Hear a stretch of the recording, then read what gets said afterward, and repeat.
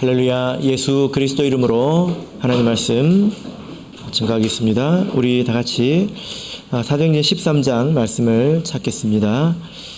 오늘 본문의 말씀은 사도행전 13장 13절부터 52절까지의 말씀입니다. 그 말씀 가운데서 우리 44절부터 52절까지 말씀을 읽도록 하겠습니다. 44절부터 사도행전 13장 44절부터 52절까지 저와 여러분이 한 절씩 교독하겠습니다. 44절. 그 다음 안식일에는 온 성이 거의 다 하나님의 말씀을 듣고자 하여 모이니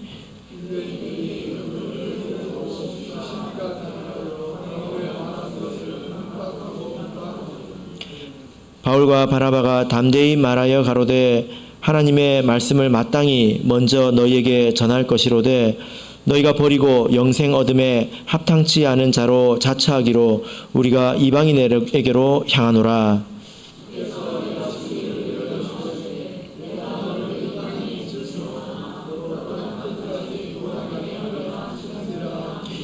이방인들이 듣고 기뻐하여 하나님의 말씀을 찬송하며 영생을 주시기로 작정된 자는 다 믿더라. 이에 유대인들이 경건한 귀부인들과 그 성내 유력자들을 선동하여 바울과 바나바를 핍박해 하여 그 지경에서 쫓아내니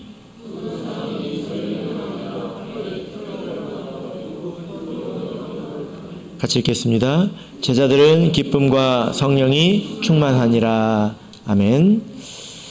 네, 아주 오랜만에 사도행전 말씀으로 돌아왔습니다. 오늘 이 시간은 사도행전 13장의 말씀을 넘어지지 않으면 이긴다라는 제목으로 말씀을 전하겠습니다. 우리가 이전까지 본 말씀은 바울과 바나바가 성령의 보내심을 받아서 안수를 받고 파송된 내용이죠. 그래서 1차 세계 전도 여행이 시작이 되었습니다. 그래서 처음으로 구브로에 가서 복음을 전한 내용을 우리가 지난 시간까지 살펴봤고요. 우리가 잠시 쉬었다가 오늘부터 이제 말씀을 다시 듣게 되었습니다. 오늘은 비시디아 안디옥에서 바울 사도가 전도한 내용입니다. 우리가 이제 바울과 바나바처럼 선교사는 아니지만 우리는 모두 전도의 일꾼이지요. 우리는 모두 복음 전파의 사명이 있습니다. 마가복음 16장을 보겠습니다. 마가복음 16장 15절입니다. 마가복음 16장 15절. 예수님께서 하신 말씀인데요. 마가복음 16장 15절 같이 읽겠습니다. 시작. 또 가라사대 너희는 온 천하에 다니며 만민에게 복음을 전파하라. 예수님께서 명령을 하셨습니다. 누구에게 명령을 하셨을까요? 너희는 이라고 말하고 있죠. 이 너희는 누구일까요? 14절을 보시면 그 후에 11 제자가 음식을 먹을 때에 예수님께서 나타나셔서 말씀하셨습니다. 11명에게 나타나셔가지고 너희는 온 천하에 다니며 복음을 전파하라. 이렇게 만민에게 복음을 전파하라. 이렇게 말씀을 하셨습니다. 제자들이 이 말씀을 듣고 아멘을 했을까요? 예, 그랬겠죠. 여러분 이 제자들이 11명의 제자들이 온 천하를 다 다닐 수 있을까요? 예, 당연히 없겠죠. 그리고 만민은 모든 사람을 말합니다. 모든 사람들을 다 복음을 전파하라 이렇게 말하고 있습니다. 이 사람이 모든 사람을 다 만나서 복음을 전파할 수 있을까요? 예, 당연히 아니겠죠. 그러면 이 명령은 누구에게 하신 말씀일까요? 이 11 제자를 중심으로 한 바로 교회에 주신 말씀이라는 것입니다. 교회는 우리이죠. 우리가 모여서 교회가 되는 것이지 않습니까? 그래서 이 말씀은 교회를 이루고 있는 우리에게 주신 말씀입니다. 그래서 우리가 교회적으로 또 개인적으로 이렇게 복음을 전파하는 그런 삶을 살아야 합니다. 그래서 우리 교회도 세계 각곳에서 선교 활동을 하고 있습니다. 지금 신학생님이 2명이 있는데요. 이분이 이 2분을 이제 오는 9월에 아프리카로 이제 보내기로 했습니다. 예, 한 달 동안 선교 실습 체험을 위해서 보내기로 했습니다. 이렇게 한국도 시작하게 됐습니다. 우리가 교회적으로 이렇게 일을 하지만 또 우리는 개인적으로 또 하나님께 전도의 사명을 받은 사람들이지 않습니까? 예, 그래서 내가 내 가정에서 그리고 학교에서 그리고 직장에서 내가 전도의 사명을 다할 줄 알아야 합니다. 거기서 최선을 다해야 되겠죠. 이것이 바로 하나님이 주신 사명이기 때문에 그렇습니다. 내가 속해 있는 곳은 하나님이 나를 이곳으로 보내신 것이다. 이렇게 우리가 믿고 그 사명에 순종해야 되겠습니다. 그리고 이 전도라고 하는 것은 하나님 말씀에 순종하는 사명일 뿐만이 아니라 또 그 사람을 사랑하는 방법이잖아요. 그죠? 예. 사실 전도하는 것만큼 큰 사랑이 없습니다. 그래서 어떤 누가 교회에 초청을 받아서 이 자리에 왔다면 저는 참으로 그분은 복이 있다 이렇게 생각을 합니다. 요즘같이 전도하기 힘든 시대에 이렇게 전도를 받아서 온다고 하는 것은 틀림없이 사랑을 받고 있다는 것이지 않습니까? 예, 그것도 최고의 사랑이죠. 아마 우리 성도님들께서는 이 전도가 하나님께서 주신 명령이라는 것, 그리고 이것이 참된 사랑이라는 것, 이것을 잘 아시고 또 힘쓰고 계실 것이라고 생각이 됩니다. 그러다 보니까 우리가 이렇게 알고 있기 때문에 이것을 잘하지 못하면 마음이 무겁죠. 그죠? 예. 어지간한 것들이 신앙생활 하면서 다 되는데 잘 안 되는 게 바로 이 전도이지 않습니까? 그래서 마음이 무겁습니다. 심지어 죄책감을 좀 느끼기도 합니다. 왜 이렇게 전도를 못할까? 이런 생각을 하게 되죠. 여러분은 그 이유가 무엇이라고 생각합니까? 전도를 잘하지 못하는 이유, 뭐라고 생각하십니까? 뭐 무조건 믿음 탓을 하면 안 되겠죠?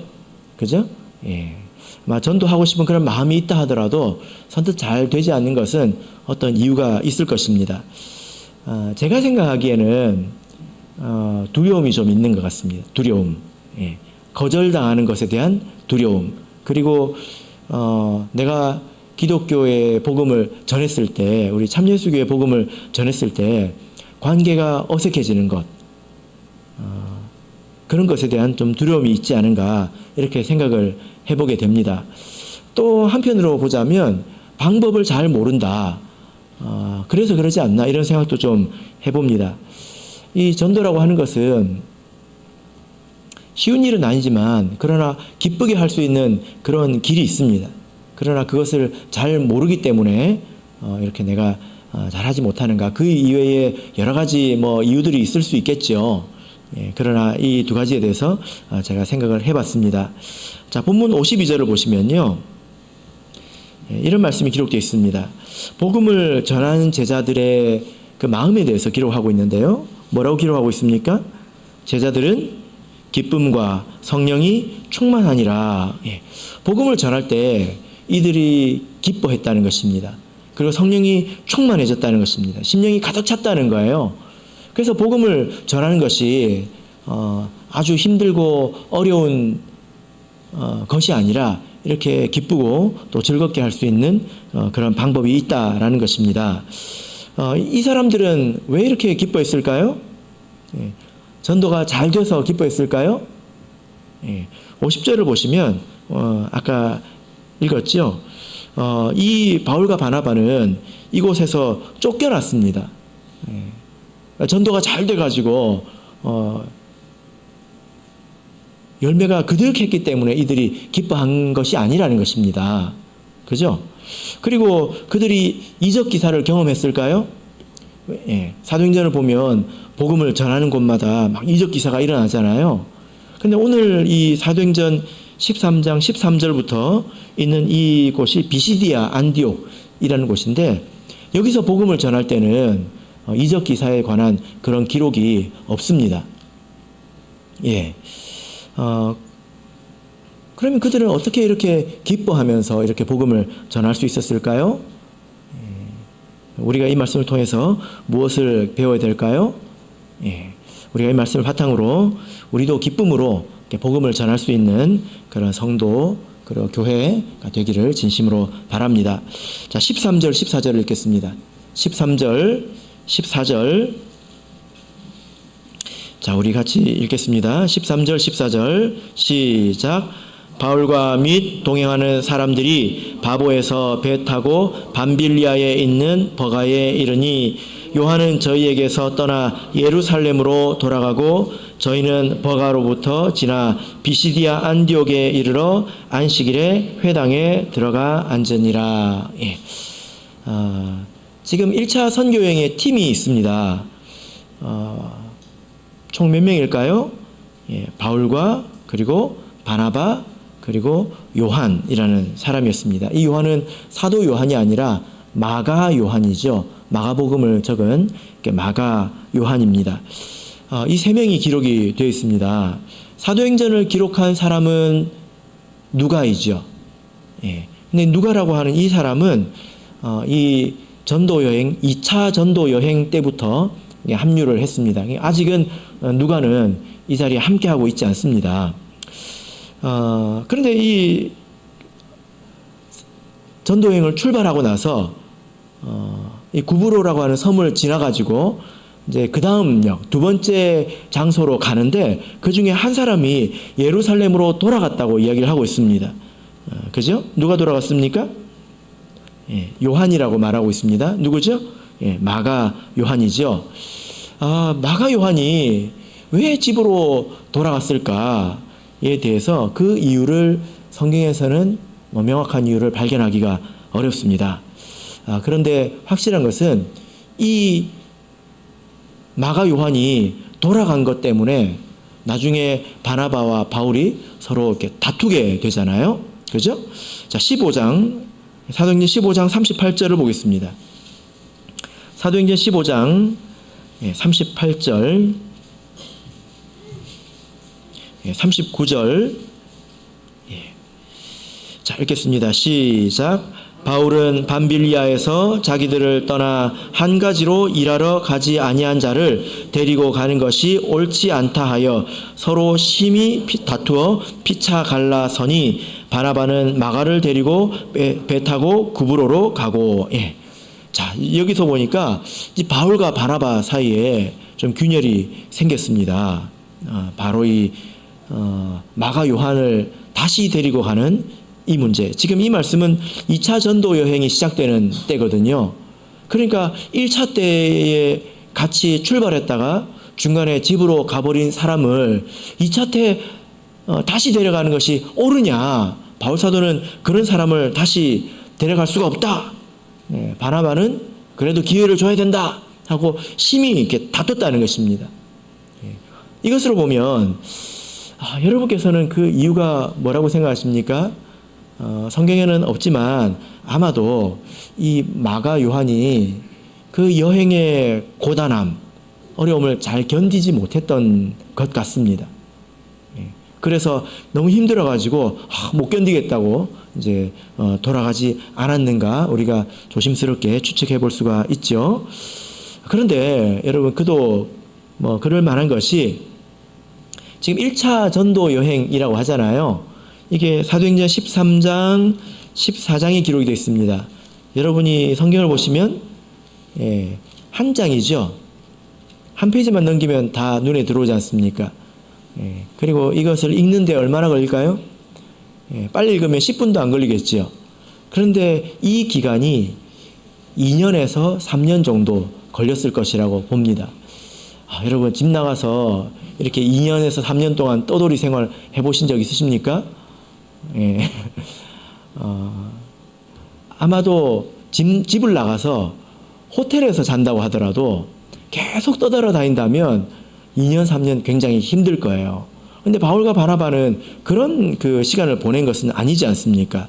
그러니까 이것이 이 일정이 상당히 힘들고 또 고단했기 때문에 이 마가 요한도 좀 어려움을 겪었을 것이다. 이렇게 추측을 해볼 수가 있습니다. 동역자 한 명이 사라졌습니다. 3명이 출발했는데요. 한 명이 사라졌습니다. 이 일이 이 바울과 그리고 바나바에게 어떤 일이었을까요? 3명이 출발했는데 그 중에 한 명이 빠졌다는 것입니다. 이것이 쉽지 않은 일이고 또 어려운 일이기 때문에 서로 힘을 합쳐도 되게 고단한 일인데 그 중에 한 명이 빠져버리면 나머지 2사람은 어떨까요? 그 마음은 어떠며 또 그들이 해야 되는 일은 또 얼마나 고되겠습니까? 아마 바울 사도가 이렇게 여행을 떠나면서 제 전도서 말씀을 생각해서 했을 것입니다. 삼겹줄은 쉽게 끊어지지 않는다. 이런 마음을 생각하고 셋이 똘똘 뭉쳐서 하나님을 의지해서 열심히 나가자 이렇게 생각을 했을 텐데 그 중에 한 명이 너무나 여행을 시작한 지 얼마 안 돼서 빠져버리니까 그 허탈함, 이것을 아마 말로 하기 힘들었을 것입니다. 사랑하는 성도 여러분, 우리가 하나님을 섬기고 또 힘을 합쳐서 복음을 전할 때 빠지지 맙시다. 신도에서 밥 먹자고 그러면 빠지지 맙시다. 아멘 하세요. 빠지지 맙시다. 나는 좀 빠져도 될 것 같죠. 복음을 전하고 일을 하는 것은 힘을 합쳐서 하는 것이고 힘을 합쳐서 할 때 하나님께서 기뻐하십니다. 밥을 먹어도 같이 먹는 것을 하나님께서 기뻐하십니다. 그래서 어떤 한 사람이 복음을 전하면 신도에서 많은 성도들이 힘을 합쳐서 기도하고 또 돌아가면서 신방하고 협력을 해줘야 열매도 맺히고 그리고 하나님께서도 기뻐하신다는 것입니다. 그래서 복음을 전하는 것은 반드시 협력을 해야 되는 일이죠. 그죠? 물론 우리가 좀 어려움이 있을 수 있습니다. 내가 직장 생활을 한다든지 어떤 특별한 형편이 있어서 그 시간에 시간을 낼 수 없다면 이해할 수 있지만 그렇다면 다른 방법으로라도 힘을 보태주고 마음을 보태줘야 합니다. 갑절로 보태줘야 합니다. 내가 그 자리에 함께 하지 못하면 2배, 3배 보태줘야 합니다. 그게 바른 정신이죠. 어떤 곳은 밥 먹는 것도 힘들어요. 사람들이 안 모이니까 밥 먹는 것도 힘듭니다. 우리가 하나님을 섬기는 것은 형편이 되기 때문에 하는 게 아닙니다. 하나님께서 시키신 일이기 때문에 힘을 모아서 하는 일이죠. 그죠? 형편 따지면 세상에 형편이 없는 사람이 누가 있겠습니까? 적어도 밥을 먹을 수 있는 신도회가 되어야 합니다. 적어도 그것부터 해야 우리가 힘을 모아서 열심히 일을 할 수가 있죠. 근데 사실 오늘 본문에서 제가 말하고 싶어하는 부분은 이 부분은 아니고요. 혹시 누가 빠지더라도 힘을 잃지 말아야 합니다. 이게 우리가 배워야 될 점이죠. 빠지지 맙시다. 아멘 하세요. 크게 하세요. 빠지지 맙시다. 그런데 누가 빠져도 힘을 잃지 말아야 합니다. 이게 더 중요합니다. 간혹 우리 신도의 일꾼들이 와서 호소하는 내용이 이 문제이죠. 힘을 보태주지 않는다는 거예요. 말을 해도 말을 듣지 않는다는 것입니다. 그러면 제가 이렇게 보고 있으면 꼭 뭐가 있냐면 타이어가 바람이 빠진 채로 굴러가는 것 같아요. 이렇게 타이어가 바람이 빵빵하게 들어가면 얼마나 그렇게 싱싱 돌아갑니까? 타이어가 반쯤 바람이 빠져가지고 이렇게 철퍼덕 이렇게 가는 것 같습니다. 그러면 얼마나 힘이 빠지겠습니까? 그죠? 만약에 이런 상황이 되었을 때 우리는 어떻게 해야 될까요? 바울 사도는 어떻게 했습니까? 우리는 이것을 넉넉하게 이해하고 또 받아들일 수 있어야 합니다. 왜냐하면 모든 사람의 믿음이 다 같을 수는 없잖아요. 그죠? 모든 사람이 다 같은 믿음을 가질 수가 없습니다. 차차 다루게 되겠지만 이 마가 요한도 지금은 돌아가지만 나중에는 돌이켜서 아주 바울 사도에 유익한 또 복음에 유익한 그런 일꾼이 되지 않습니까? 그리고 심지어 마가복음을 기록한 그런 사람이 되었다는 것입니다. 한 사람이 떠났지만 그러나 계속할 힘이 없는 것은 아닙니다. 도리어 바울 사도는 이 일을 통해서 아주 귀한 것을 배웠을 것입니다. 무엇을 배웠을까요? 하나님의 일은 사람을 의지하지 않는다. 이것을 배웠을 것입니다. 3명 중에 3명이 죽기 살기로 똘똘 뭉쳐야 될 일이라고 생각하고 출발했을 텐데 그러면 서로가 서로에게 얼마나 의지가 됐겠습니까? 근데 그때 한 사람이 빠졌을 때 바울 사도가 막막했을 것입니다. 그러나 모든 일이 되고 난 이후에 무엇을 깨달았을까요? 하나님의 일은 사람을 의지하지 않는다 라는 것입니다. 한 마음으로 협력하는 것이 하나님께서 기뻐하시는 하나님의 뜻입니다. 그러나 하나님의 뜻이 사람을 의지하지는 않습니다. 우리가 신앙생활을 하면서 이것을 배워야 합니다. 하나님을 섬길 때 우리가 이것을 배워야 합니다. 그래서 보면 우리 간증 중에도 보면 하나님께서 성도를 일부러 어려움에 빠뜨리시기도 하는 것 같아요. 삶 가운데서 살아가는 가운데서 하나님을 의지하라고 가르쳐 주시는 그런 간증을 우리가 많이 듣지 않습니까? 우리가 지난번에 우리 미국에서 오신 박지연 자매님 통해서도 그런 간증을 들었잖아요. 그죠? 뿐만이 아니라 하나님은 일꾼에게도 그것을 가르쳐 주십니다. 어려움을 겪게 하십니다. 왜 겪게 하실까요? 하나님께서 왜 도와주시지 않을까요? 왜냐하면은 그것을 통해서 하나님을 의지하는 것을 깊이 깨닫고 배우게 하려고 하시는 것입니다. 안 그러면요, 사람은 참 연약해서 보이지 않는 하나님을 의지하는 것은 어렵습니다. 보이지 않는 하나님을 기댄다고 하는 것은 어려워요. 근데 사람은 보이지 않습니까? 눈에 보이는 것들이 있잖아요. 사람은 누구나 그런 것에 쉽게 의지하게 되어 있습니다. 그래서 훌륭한 동역자 또 목회자 이런 사람들 이런 그들의 능력에 영광을 돌리고 그것이 없으면 안 된다. 그것이 있어야 된다. 그래서 그것을 의지하고 의존하는 그런 생각을 갖기가 참 쉬운 것 같습니다. 여러분 생각에도 그렇습니까? 저도 뭐 총회에서 그리고 교회에서 다양한 환경에서 또 다양한 그 구성원들 또 멤버들을 엮어서 이렇게 사역을 해보는데요.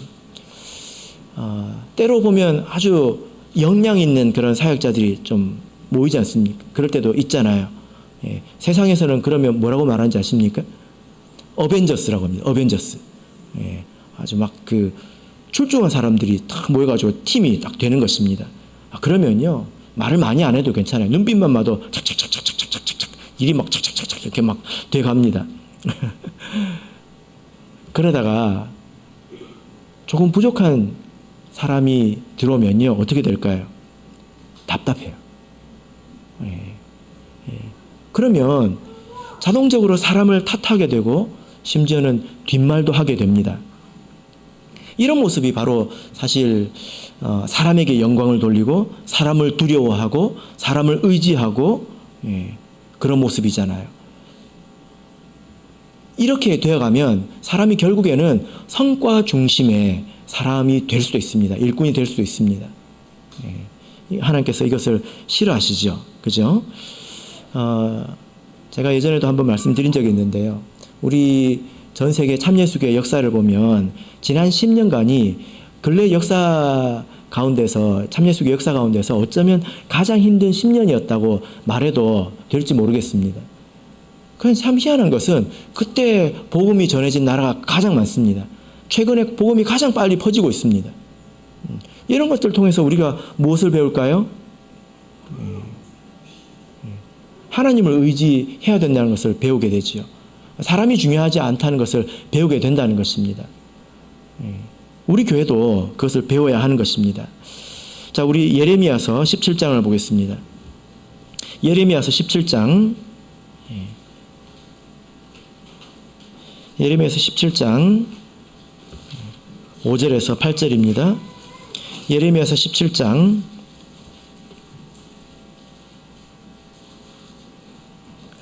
5절부터 8절까지 우리 같이 읽어보겠습니다. 예레미야서 17장 5절에서 8절 시작. 나 여호와가 이같이 말하노라. 무릇 사람을 믿으며 혈육으로 그 권력을 삼고 마음이 여호와에게서 떠난 그 사람은 저주를 받을 것이라. 그는 사막의 떨기나무 같아서 좋은 일에 오는 것을 보지 못하고 광야 간종한 곳 건조한 땅 사람이 거하지 않는 땅에 거하리라. 그러나 무릇 여호와를 의지하며 여호와를 의뢰하는 그 사람은 복을 받을 것이라. 그는 물가에 심기운 나무가 그 뿌리를 강변에 뻗치고 더위가 올지라도 두려워 아니하며 그 입이 청청하이며 가무는 해도 걱정이 없고 결실이 그치지 아니함 같으리라. 예. 자, 여기서 보면 우리가 사람을 믿고 의지하고 혈육을 그 힘을 삼는다면 그것이 곧 여호와께서 하나님께서 마음이 떠난 것이다, 이렇게 말하고 있습니다. 그래서 우리가 삶을 사는 동안에 하나님을 의지하는 것을 배워야 합니다. 그리고 하나님을 섬기는 가운데서도 사람을 의지하지 않고 하나님을 의지하는 법을 우리가 배워야 합니다.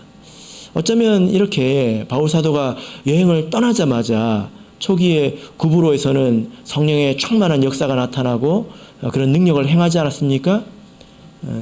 그러나 곧 이어서 이렇게 사람이 떨어지는 이런 뼈아픈 일을 겪은 것은 사람을 의지하지 말 것을 가르치는 하나님의 귀중한 그런 교훈이 아니었을까, 우리가 이렇게 배우게 됩니다.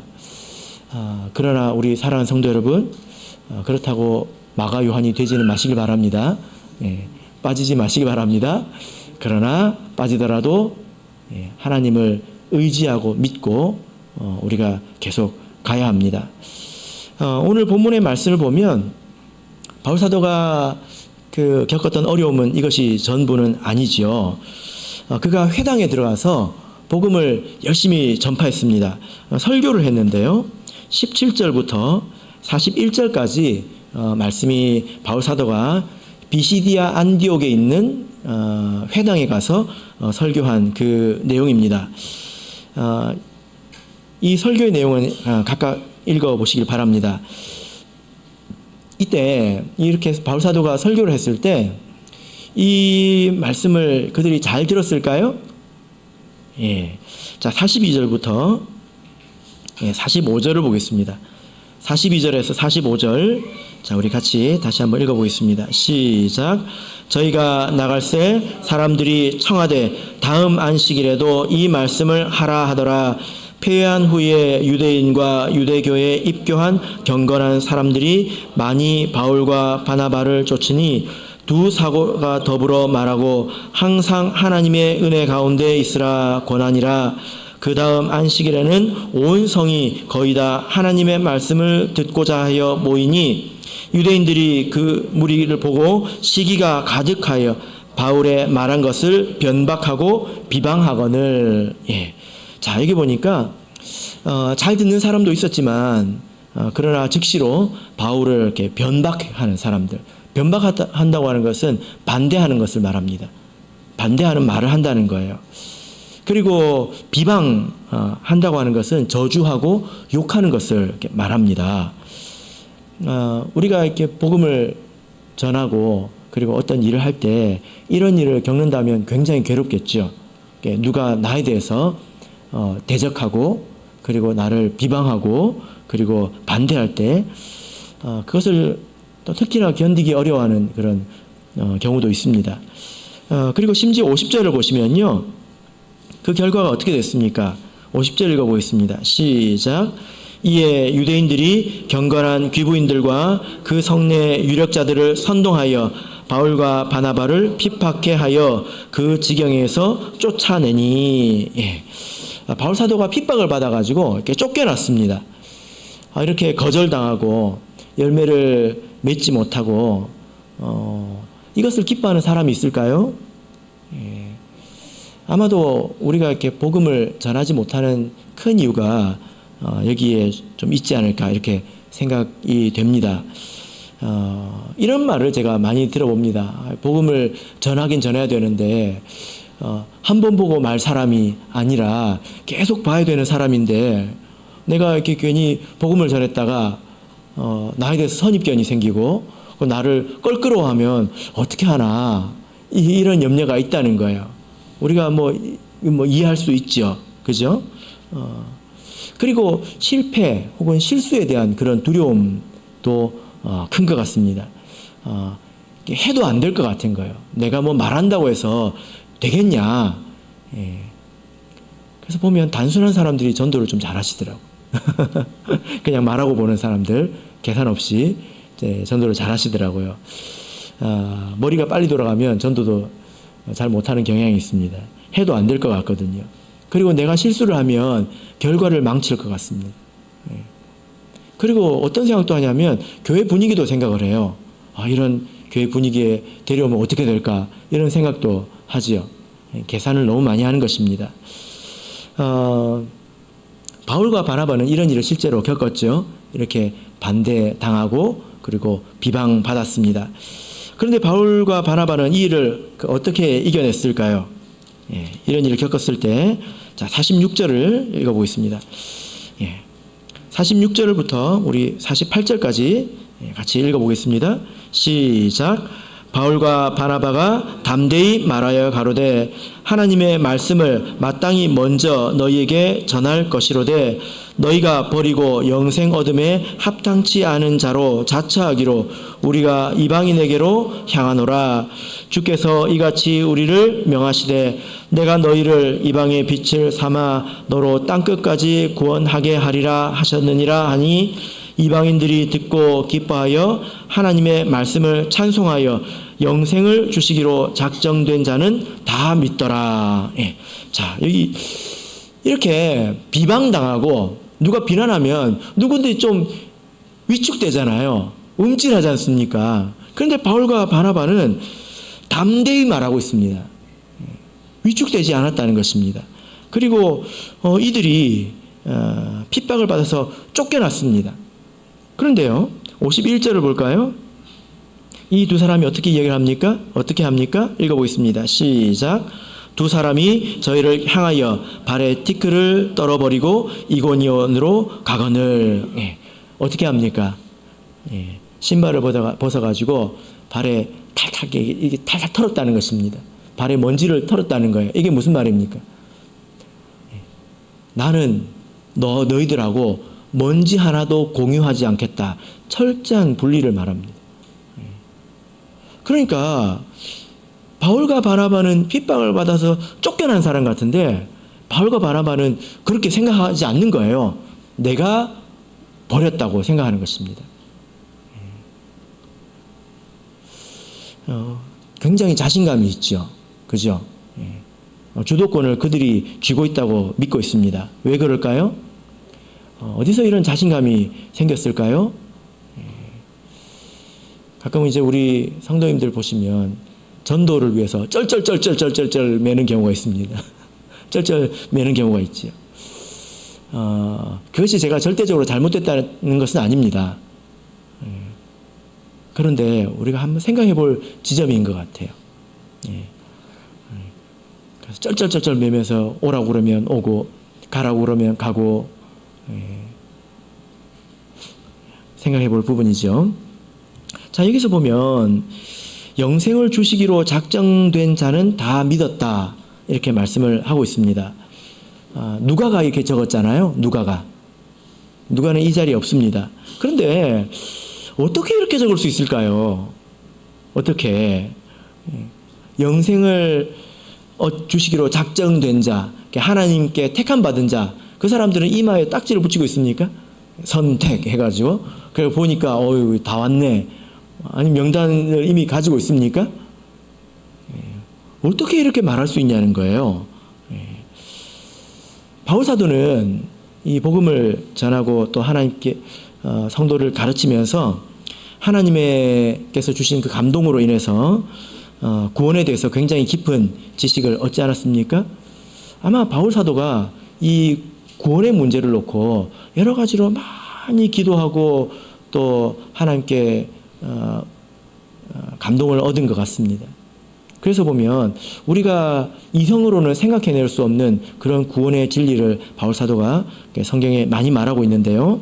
자, 우리 로마서 8장을 보겠습니다. 로마서 8장 29절 30절 보겠습니다. 로마서 8장 29절 30절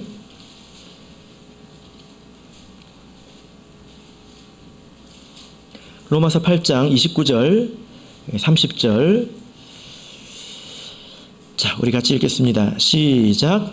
하나님이 미리 아신 자들로 또한 그 아들의 형상을 본받게 하기 위하여 미리 정하셨으니 이는 그로 많은 형제 중에서 맏아들이 되게 하려 하심이니라. 또 미리 정하신 그들을 또한 부르시고 부르신 그들을 또한 의롭다 하시고 의롭다 하신 그들을 또한 영화롭게 하셨느니라. 예.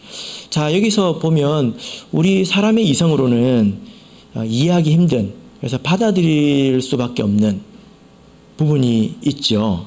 하나님께서 이 세상을 창조하시기 전에 이미 모든 것을 아셨다는 것입니다.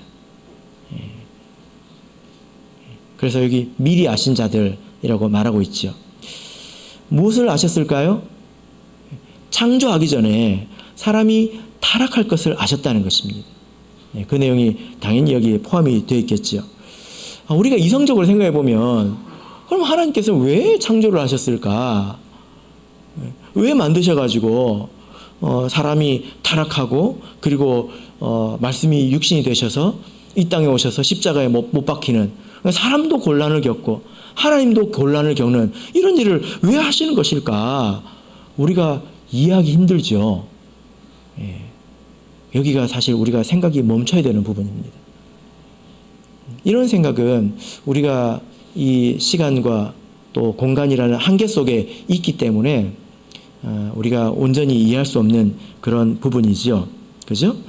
예, 우리가 멈춰야 될 부분입니다. 그러나 바울 사도는 성령의 감동으로 시간이 있기 전에 그 영적인 세계에서 창세 전에 어떤 일이 있었는지에 대해서 말하고 있는데요. 하나님께서 미리 아셨다는 것입니다. 그리고 그들 가운데서 미리 택하셨다는 것입니다. 미리 정하셨다는 것입니다. 예. 그래서 이 세상에서 때가 되었을 때 그 사람을 적절한 때에 이제 부르셨다는 거죠. 예. 하나님께서 부르셨다는 것입니다.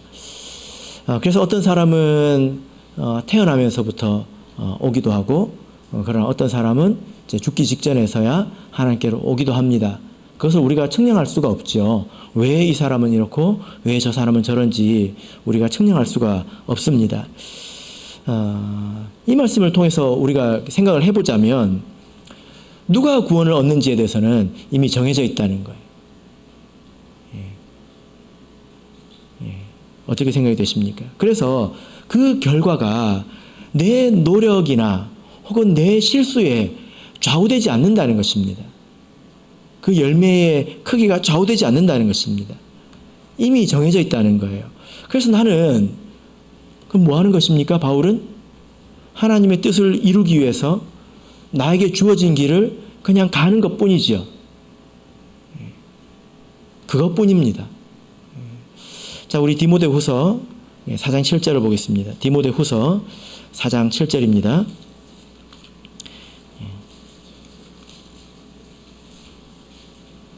디모데후서 4장 7절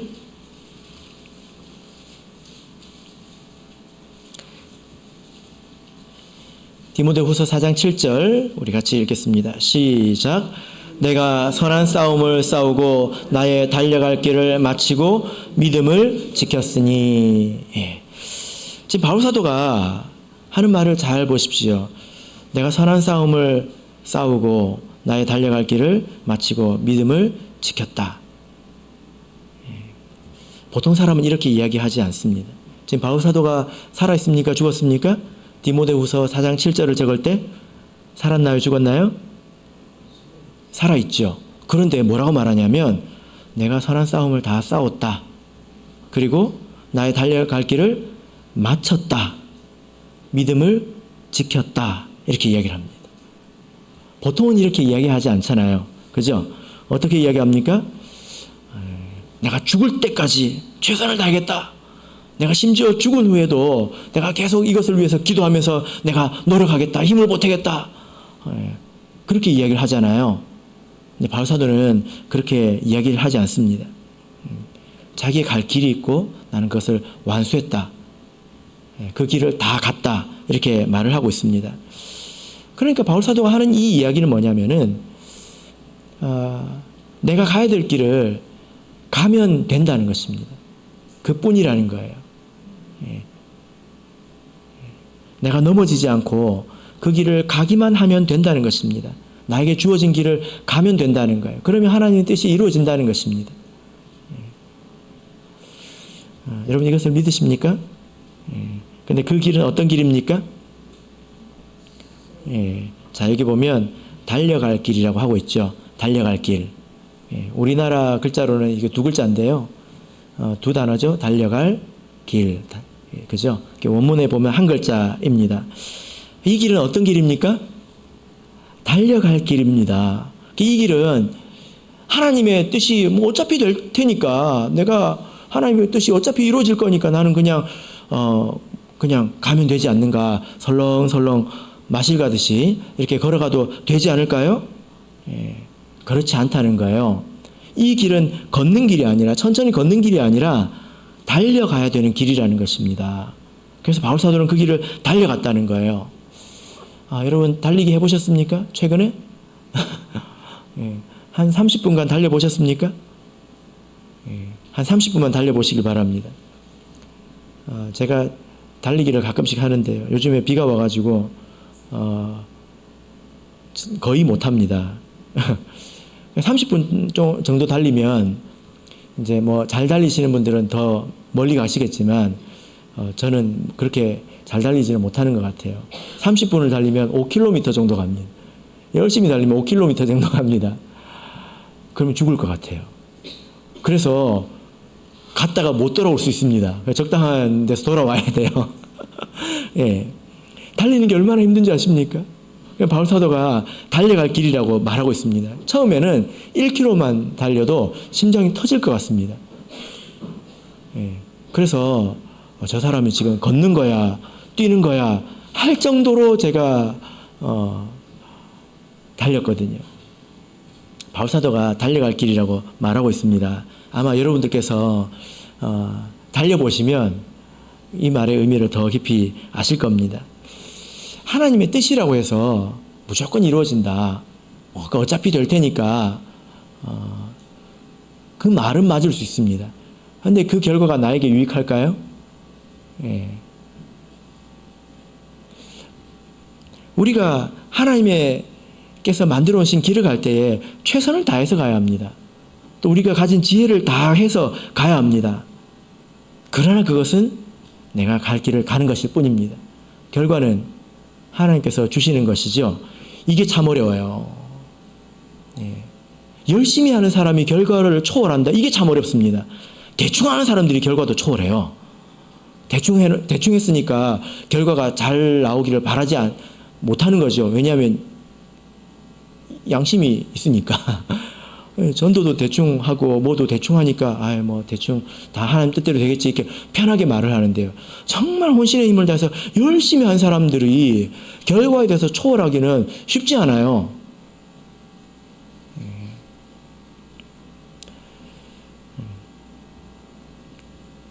결과를 기대합니다.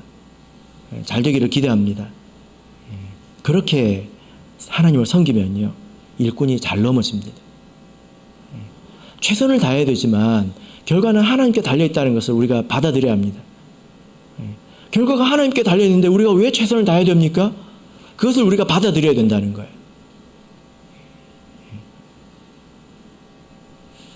그러나 우리가 이것을 받아들이지 못하고 열심히 하면서 마치 사람의 결과가 좌우되는 것처럼 생각을 한다면 사람이 넘어지기가 쉬워요. 실망하기도 쉽고요.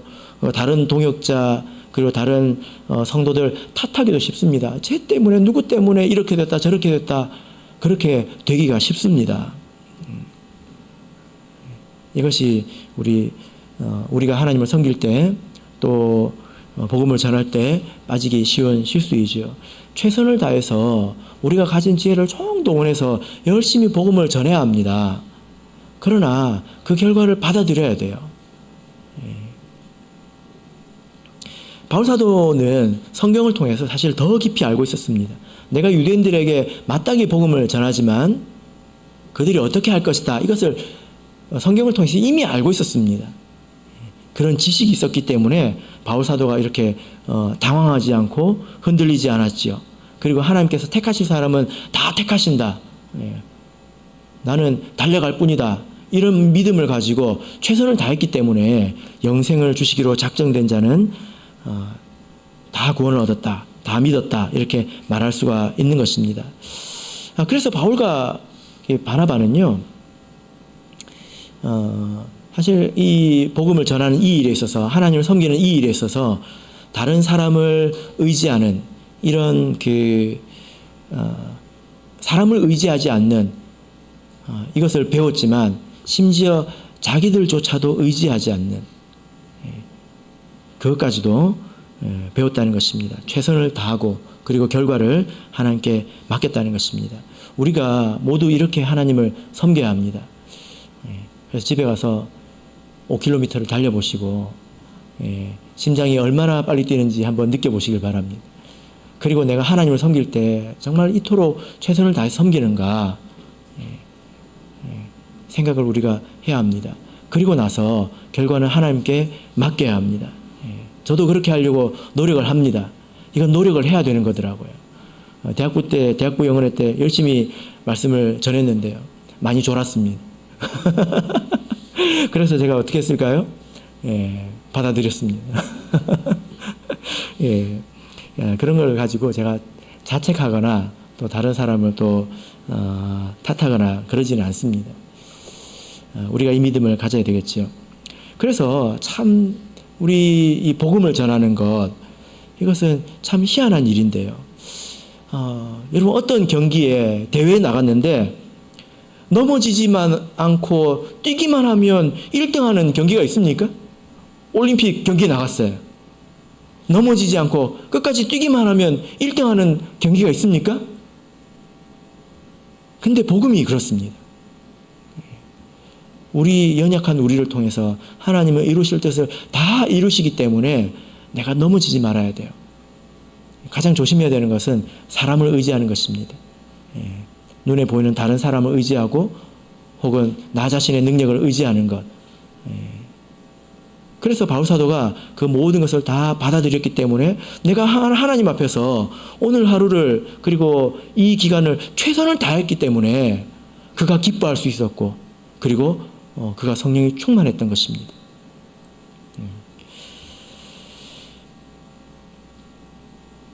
말씀의 결론 맺겠습니다. 우리가 이렇게 전도할 때 빠지지 맙시다. 빠지지 맙시다. 그러나 빠지더라도 낙심하지 말고 사람을 의지하지 마시고 끝까지 힘을 내시길 바랍니다. 그리고 달려가듯 최선을 다하고 그 열매는 하나님께 맡기시기를 예수 그리스도 이름으로 축복합니다. 우리 다 같이 찬송하겠습니다.